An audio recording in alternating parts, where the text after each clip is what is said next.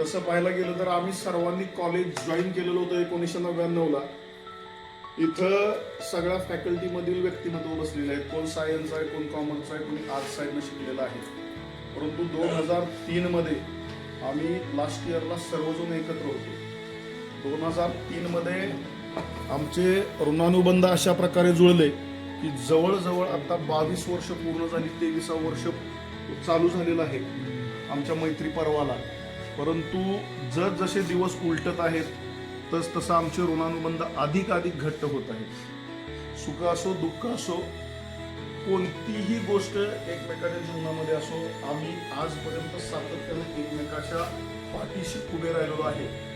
आणि हा आमचा ग्रुप म्हणजे अखंड मोत्याची माळ आहे. त्यातला एक जरी मोती निसटला तरी बाकीचे मोती गळणार आहे, याची सर्वांना आम्हाला कल्पना आहे.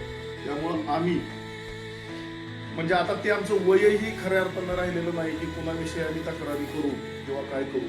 ज्या काळात आम्हाला तक्रारी करायच्या होत्या त्या काळात आम्ही फार आमची मैत्री घट्ट ठेवून राहिलेलो आहे.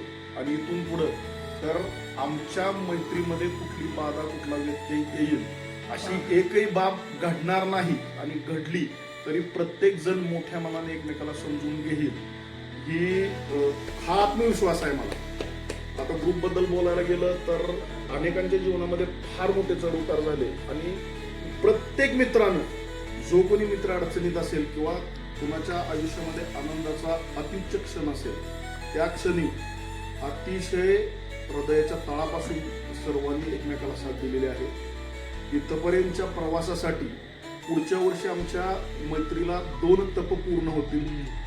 2 तपांचा तपपूर्तीचा सोहळा सुद्धा आम्ही आयोजित करणार आहोत. तर ह्या सर्व मित्रांना माझ्या बरोबर राहिले आणि आम्ही एकमेकांच्या बरोबर राहिलो यासाठी मी सर्वांचे आभार मानतो. आणि ईश्वराचेही खूप खूप आभार मानतो, कारण एवढे चांगले मित्र मला दिले आणि आम्हीही एकमेकांचे चांगले मित्र बनवून राहिलो. धन्यवाद. धन्यवाद फडतरे साहेब.